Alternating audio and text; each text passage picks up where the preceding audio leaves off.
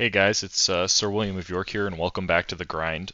So we're currently one win off of Masters, so I wanted to take some time and review a couple of games.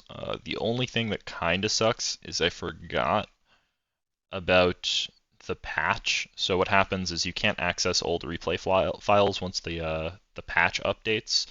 So that's my bad. I did review these games privately, but I didn't record anything from them. So I guess what we'll do is take a look at some of the more recent games and go from there. Okay, guys, so we're playing Aurora versus, or I'm sorry, Kassadin versus Aurora. I don't know if there's too much value in this review. I want to take a look at the early laning phase because I think that's what I really have a hard time with in this particular matchup. The any Aurora matchup where she's playing versus a melee just feels very bad, especially early game. I don't really do too much in this game. I just kind of get carried, and I think they FF at like 19 minutes. But we can take a look at the lane and see if there's anything to learn from it. So I greed a little bit here, and I want to try and last hit the kill, so I start W. Which I honestly, looking at that damage and the way that went through, I do not know how I didn't get the kill there, but whatever. Um, and that kind of sucks because it makes my level 1 unplayable versus Aurora. We did take Doran's Shield, which gives us a little bit of sustain on some of the poke, and we're trying Arcane Comment versus her to see how it feels to be able to hit back a little bit pre-6, but level 1, there's not really a lot you can do in this matchup, even with your Q. So this is a tough situation. Generally what I try and do versus Aurora is I try and play at her Q range so you can bait it out. It's pretty easy to dodge as long as you're not last hitting a minion or like directly reacting to it. What happens is I walk a little bit too close here. I know I'm going to take a little bit of damage in order to get the cannon. I actually screw up my E, so that's what happened. I screw up my E, so I have to walk into melee range. I don't time it correctly. And she's able to land a full combo on me with the wave pushing towards her. So this is exactly what you want to avoid. The Aurora's best play here is probably to just hold the wave on her side and zone me from CS. What she did, that last auto kind of wasn't great because it thinned my wave a little bit, I think. It's still pushing towards her because I have more minions and it's pretty close to neutral. But unless she thinks she can dive me, what she's going to want to do is just hold the wave in the middle and last hit right there. And I think that's exactly what she does. Right? I'm going to try and use my Q to block damage and basically proc my Doran's Shield. But you can see how difficult this matchup can be in the early game. I'm down half for half for CS. Part of that is I started W level 1. Then I try and look up to see if I can roam, but there's not a lot I can do. She's way stronger. I'm just kind of hemorrhaging minions mid. Kind of is what it is. And then the result of that is I'm completely frozen on. And I believe I die here. Yeah, I die. Even though I dodge stuff, there's not a lot you can do. And that's kind of an end of review. Even though we end up winning this game, I'm half for CS, right? Which I'm going to go down some CS. Half for CS kind of sucks. And then I think it all kind of stemmed from that one trade that I took that was really bad. So, I mean, regardless of the situation, the wave's pushing out, it kind of sucks. When the wave's pushing out, you really want to try and preserve your HP, so it's much more difficult to gank you, right? I go down to half HP, and then I'm in this awkward situation the whole time. The other option that I could have done is like bapped for an amp tome and HP, right? So even looking at how this gank played out,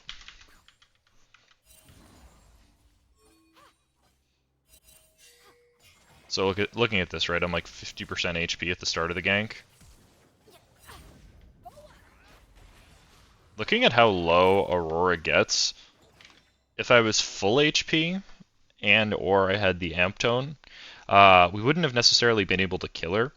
It probably would have deterred the gank in the first place, but we might have been able to stall long enough for Kayn to get involved because he's literally right over here farming raptors. But at the end of the day, I think the fundamental problem was just taking that trade. Sometimes you got to accept reality, know that you messed up the cannon, and just not walk forward to get it. Alright, so in this matchup, we're playing Kassadin versus Malzahar, and Kassadin versus Malzahar is a very slow farming matchup. You can actually kill him 1v1. However, the problem is it has to be 1v1. It takes a really, really long time for you to kill Malzahar because no matter what, at any point in the interaction, he can just ult you and stun you for basically 2.5 seconds. Right? And that's a lot of time for the enemy jungler to show up and that sort of thing, so you have to be very careful. I basically always take Doran Shield versus Malzahar, and the reason I take Doran Shield is because his E is a dot, and Doran Shield is very good versus dots. It adds an extra second to the tick, and makes it so you take a little bit less damage, right? But yeah, generally speaking, I'm just going to be looking to farm Pro 6 proc EQ by Ring forward and not getting ganked, right? The other thing about Malzahar is, while he's not a huge threat to you 1v1, his gank setup is really, really good, so you have to be very, very careful walking up in the lane, right? Post 6, I could be anywhere in the lane and he can just press R on me and then Nocturne can ult me and I'm dead. There's not really a lot I can do about it. One thing that's really important for me in this matchup is I generally always do Emax. There are some matchups where you might want to put a couple points in Q, especially if they have an AP jungler. The reason is just because of the increased value from the magic damage shield, right? But I still pretty much 95% of the time max E all the way through first because wave clear is so important. The reason it's really important in this matchup, even though your Q cancels his ultimate, so there are two things. One, you generally speaking don't want to cast Q on Malzahar post 6 until you think he's about to ult, right? And the reason you do that is because there is an interaction you can do where as long as you get your Q off and he ults you, your Q will still go off and you'll instantly cancel his ultimate. It's hard to do, there's a little bit of luck involved, because there's no way to really react to it, right? It's something you have to anticipate. But anyway, this real quick is the reason why I like to Emax. The way Malzahar likes to play is he likes to cast E on you or the wave, then summon his Voidlings. If you Emax, you kill all of his Voidlings with 1 E, right? Now, his Voidling cooldown is much longer than your E cooldown, but it just helps slow down his push, right? Because what he wants to do is shove and roam, like he just did. Now, obviously, it didn't really make a difference in this situation, but it helps you slow him down a little bit, so he can't instantly push the wave. I think this is not the greatest TP usage. So what happens is we just trade bases, and then I decide to TP back to lane. One thing I've been experimenting with, especially in these sorts of matchups where they're very slow, and your Versa control mage is going Catalyst before Blasting Wand. So generally speaking, the consensus on among Kassadin players is that it's better to get the AP first. I kind of agree, but there's a lot of situations where I've really liked, even though you do a little bit less damage, you can kind of play this war of attrition game where you have more health and HP with them. Every time you trade with them, it gives you a little bit of mana back, it gives you a little bit of health back, right? That's kind of like the value of it. So I think it's worth it, honestly. I kind of like doing it in these sorts of matchups that are a lot slower, and you can kind of chunk them down over time. So this is an end of review mistake. So basically what happens, the lane has been very uninteresting so far. We've both been playing very safe. There's not been a lot of opportunities to even trade. I'm starting to get a little bit more aggressive because I know I can beat him up 1v1. And I'm trying to put a little bit of pressure on him. What happens here is our Nocturne ults top, and I'm not really paying attention, right? So first off, I should know Nocturne just ulted a lane. I should kind of know it's not bot lane. You can do that thing where you kind of F-key to everyone. Why do I have blue Fog of War blue Fog of War toggled? But then what happens is, I know Nocturne's somewhere on the map, right? There's no neutrals up, so he doesn't have to worry about doing that. I don't know what his camp situation is. I'm just thinking I beat this guy up 1v1, I want to trade with him, and I make the really stupid decision to do this.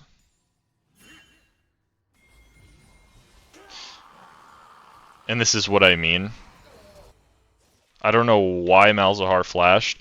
This is what I mean, even though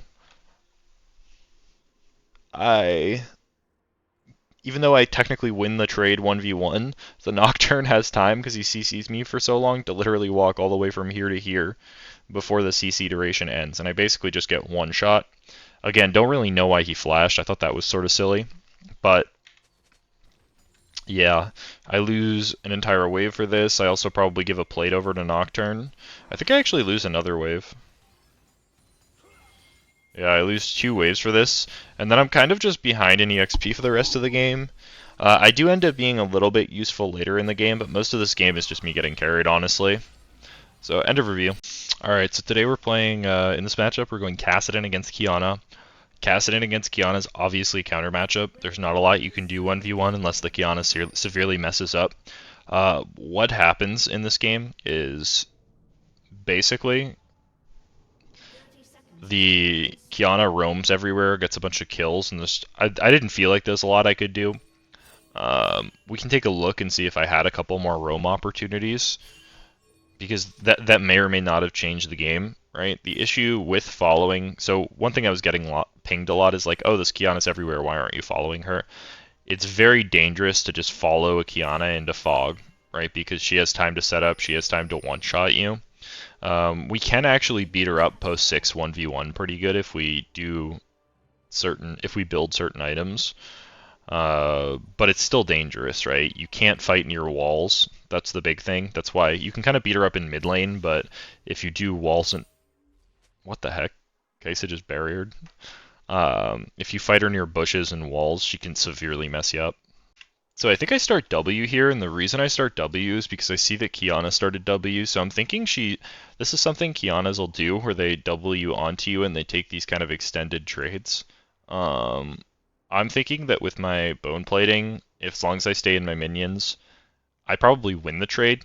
Now, I'm not going to just walk up to her, auto W her and her minions, because then I lose it, but I'm setting myself up to where if she decides she wants to fight me in the minions, I'm pretty sure I'll win the trade, or I'll have the best success, right?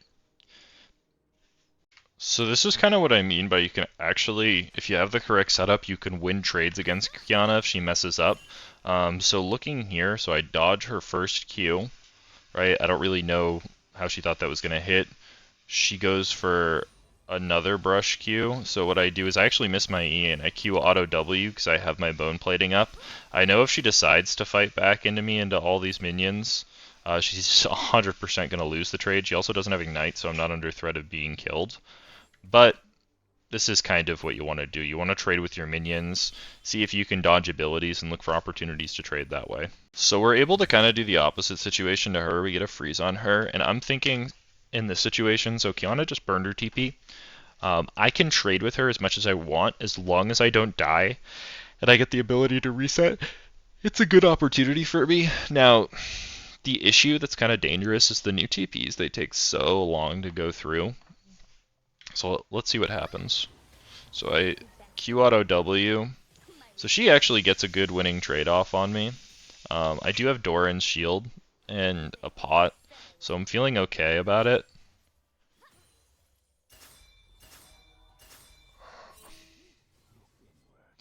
Yeah, so the problem is she's looking to dive me. I don't think she actually can easily dive me. I think I could have walked up a little bit more. The problem is I didn't realize my bone plating was off of CD. So looking back at this, I was getting very pissed off because the Master E wasn't hovering. I'm like, this is a free kill for you, dude. If she does dive. But looking back, I honestly don't think she could have safely dove me. Now, this is a really, really good play from Alistar. This is kind of honestly the play that turns the lane around for Qiyana, because up until this point I felt very comfortable with everything that's happening. Had I been... I mean, there's no way for me to know that this is coming, honestly, unless he showed on vision and I just missed it. No, he didn't. He walked up this way. And then he goes from Raptor Pit, he Hexa flashes over the wall. So if you look, what happens here is I go up to clear this wave. And I'm like, why is Qiyana walking up so aggressively? I'm thinking there's someone mid, but I wasn't thinking about Alistar, which I think is my fault. Or I'm thinking that Kiana just doesn't understand that she loses that trade if she takes it with me, right? Now what happens here is I instantly flash because I'm pretty sure they just one-shot me if he lands that. It's going to be very close, but I'm like 90% sure I just get one shot, so I'd be a little bit safer. For Kiana, this basically turns around the lane for her. And she's in a much better position going forward because I don't have the safety of flash. Okay, so this is Kiana's first roam. Let's see if there's a little bit more I could have done. So what happens is she just ditches the mid wave. She sees fighting bot.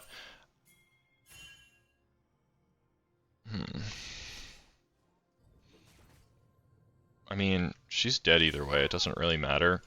But I probably should have pinged a little bit more aggressively. I don't think following that roam does anything because she was so low HP. The only thing that I would say is I probably could have gotten that whole wave if I followed it. Oop. Let's see. But I still think I should have pinged a lot more aggressively, although in that situation it probably would have been too little too late.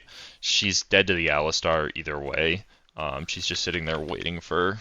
The Alistar's sitting there waiting for Kiana. I think I probably should have followed after that wave since Diana showed mids, just so I could maybe collect that. But I don't know. So same thing here, I should have been pinging really aggressively. So there's two careful pings for me. I'm thinking she based. I think as soon as Kiana gets off of the mid lane wave, I should just push it, right? And the reason is to punish it. I'm trying to take a base here, which I think is really bad, because we just have Diana showed bot. My bot lane's really aggressive, and they clearly don't have the people to cover it. The other thing is, as soon as she disappears, I just need to be like Mia, Mia, Mia, pinging back. Again, I think I've gone over this a couple of times. I don't know if it's just laziness or me thinking about it late, but I need to be more aware of what my lane opponent can and cannot do in these sorts of situations. So what ends up happening is they dive. I mean, Kiana didn't really have a big impact on the play here, so it doesn't... The result doesn't matter. I guess she probably kills a Mumu here. Oh no, he executes. But it's kind of the intent behind the actions. Like, I think those are all good things to do. I think this is probably a matchup where going back I would have built Catalyst before blasting one, just because there's so much heavy trading going on. Basically what happens is I don't have TP up, we're both coming back from base. Kiana TP's top lane. There is not a lot that I feel that I could have done to prevent that. And she gets double buffs, which kind of is what it is. It's not the end of the world. I'm kind of curious about her damage, so I do have a little bit of a test trade, right? So you'll see this here. I think the thing that happens with Kiana is I can't trade like that. I need to have her burn an ability first so she can't use it on me. Otherwise, I just probably lose the trade.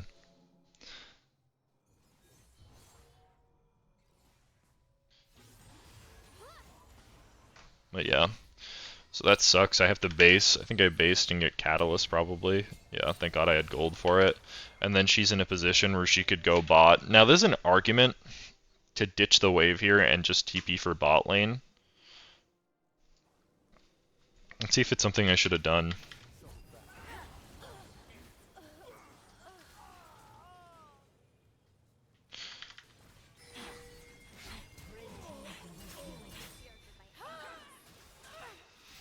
I mean, again, she cleans up the Amumu, but the Amumu's probably dead anyway.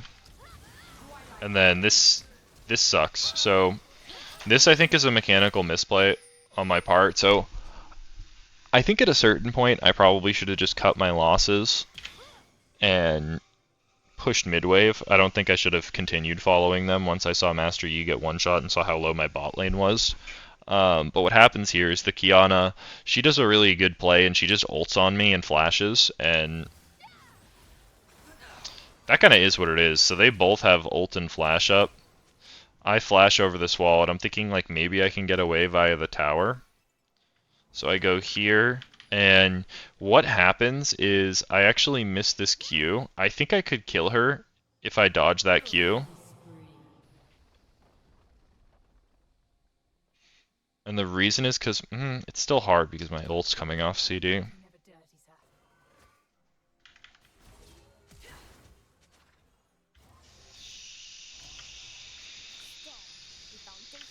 And the reason is because my ult's...